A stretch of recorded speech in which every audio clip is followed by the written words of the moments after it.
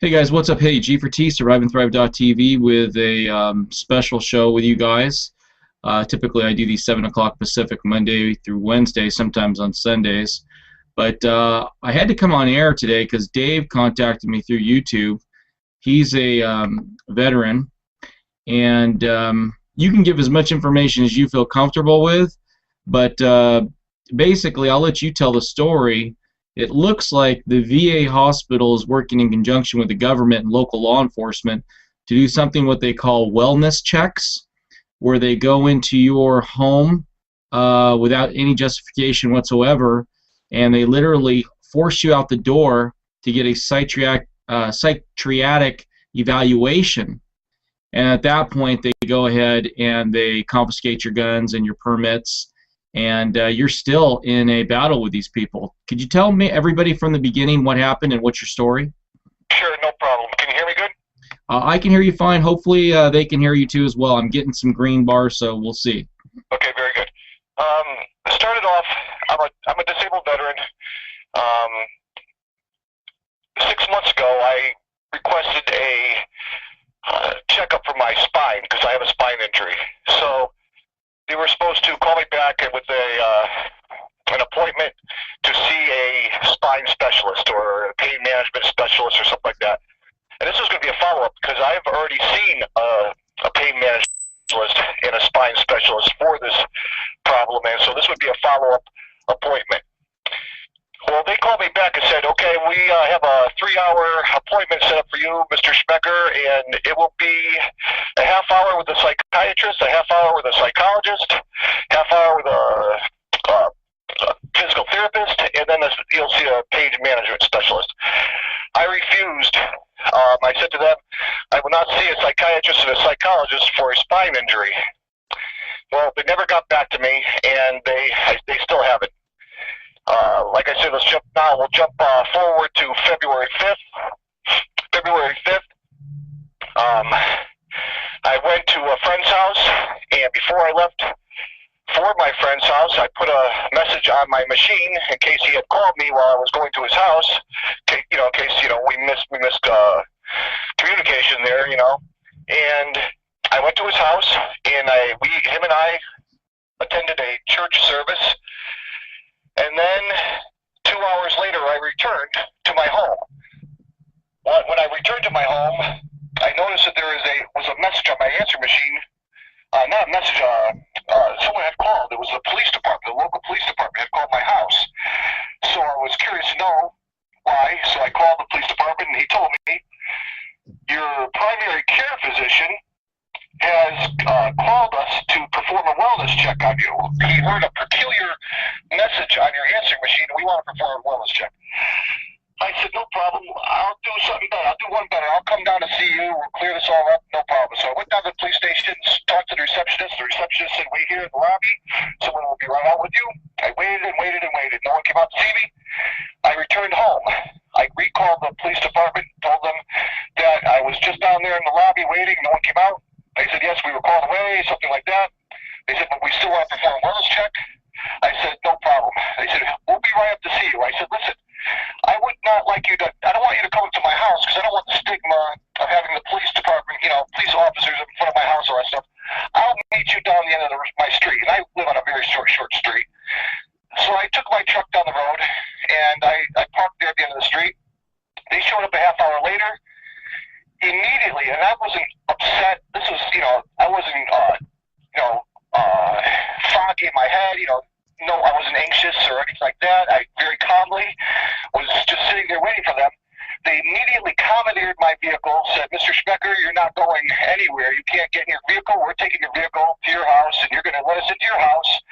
We're going to take your weapons, and you're going to a psychiatric evaluation. I saw this all. I saw the writing on the wall. I saw this all coming down right in front of me. I didn't want to resist because I knew if I had resisted, I would be in a worse situation. So, thinking ahead, thinking clearly, I submitted under duress to this illegal search and seizure. So they came in my house and they searched my house looking for contraband or anything. And they looked under everything, looking in between this and that. And I basically knew if I resisted, I would never have gotten out of that hospital. I would have gone into the hospital, possibly the morgue. And not only that, but then I would have, if I survived, I would have could still be in the psychiatric ward. Because believe me, if I had said one wrong thing in that psychiatric ward, they wouldn't have let me out at my own recognizance 3 days later. And this is in Connecticut. You're 50 years old. You're honorably discharged, disabled Navy veteran. And what happened is they didn't have a warrant to go into your house, did they? No, they did not. They said they did. They said they had a risk warrant, but later on we found out that they did not have the risk warrant to do this. So, and they never showed me anything. And not only that, I'm an honorably discharged Navy veteran, disabled, without a psychiatric history. I do not have a psychiatric history, nor do I have a criminal past. I don't see that. I don't see anybody in that capacity for medical reasons, and I don't have that kind of a criminal past. I just don't have it. I'm a peace-loving, law-abiding citizen. I had a pistol permit for 6 years before they confiscated it. I still don't have it back. I still don't have my weapons back. They are obstructing justice. They haven't returned the weapons. They're not even enforcing their own bogus laws that they said that the judge handed down in the court session about that risk warrant. So when my attorney is trying to get my weapons returned to at least someone with a pistol permit beside myself, they're not even honoring that. So they're obstructing justice. They have not released any risk warrant or any warrant whatsoever to my attorney. This is all bogus. And it's actually had a devastating effect on my personal life. This is really a terrible situation. And this all would come down to it, and all because my doctor thinks he heard a peculiar message.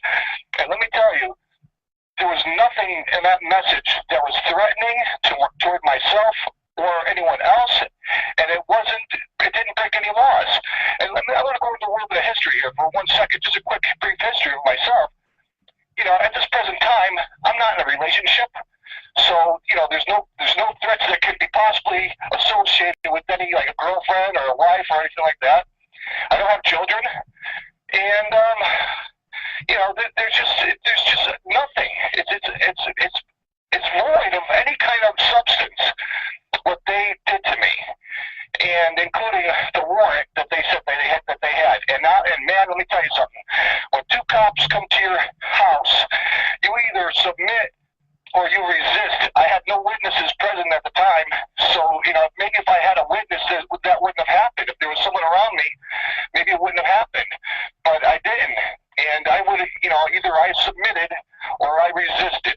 And at that present time, I was thinking clearly enough not to. However, what I went through has made me change my mind. If it ever happened again. So they requisitioned your car. So they got you when you were pulling up. Is that what happened? No, I was sitting there at the end of my street in my truck, waiting for the police to show up calmly. When they showed up, I was calm. Everything was, no anxiety. I wasn't impaired in any way, and they didn't give me any recognition of the truth. There was no recognition of facts or truths. Anything I said was not even taken into consideration. They just commandeered my vehicle.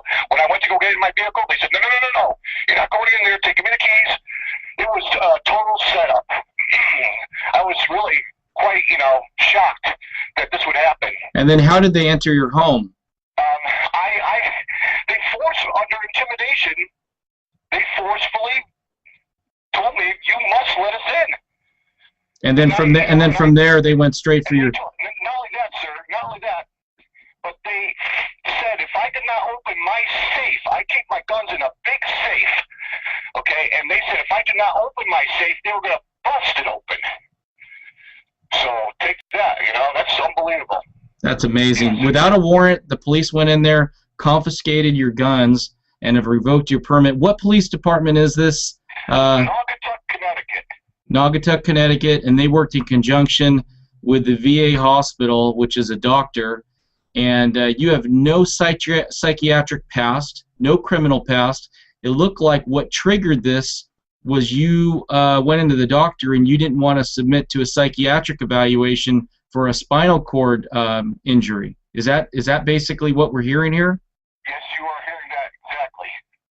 So whether it's Obamacare or something's being passed here where they're trying to get psychiatric evaluations from veterans possibly, or larger part of the populace here, and if you don't submit to those psychiatric evaluations, automatically you're red flagged, and the police are notified, and they will commandeer your vehicles and enter your homes, and wow, they confiscate your guns. They're taking your guns.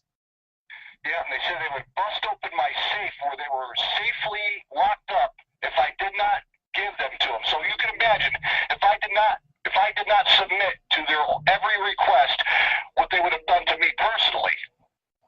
How much money are you now in hawk because of this action by the government? How much has this costed you financially? Well, so far, several $1,000s, and I'm not even. It's not even the tip. It's not even the icing on the cake yet. I'm still, I have to. I feel like a sitting duck here. I feel like at any time, anybody could drop a dime on me for any reason whatsoever, without any due process of the law, and they could bust through my door. And I've been living in my house peaceably for 13 years. Okay, 13 years. I'm ready to sell this home that I've had for 13 years. I have a dog that's part feral, and she's old. I can't take this dog with me anywhere. I'm ready to put my precious, beloved dog down. Can you imagine that?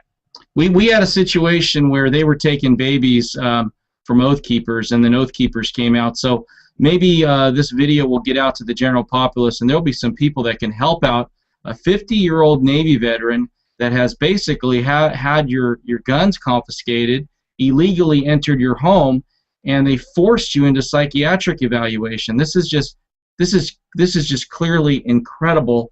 What's a good way that people can get comfortable in contacting you? Do you have an email or something if someone wants to help you out in any way possible here? Sure. I mean, you could even give them my home phone. I have nothing to hide. Okay. Well, I'll get your email and I'll post it in the description box.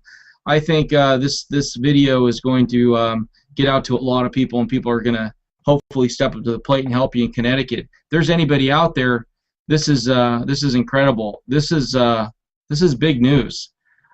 Okay, so anyways, let's kind of just end this here, hopefully, unless you have any more thoughts. Anything else that's coming to mind here with what they did to you? I mean, has this been a lot of emotional pain going through all of this? You would not believe it. You would not believe it. It has devastated me. It has literally devastated myself and my family life.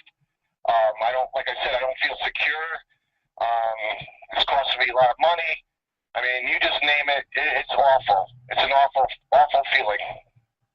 Okay. I'm taking a look at the information that you sent me. So now you have an attorney.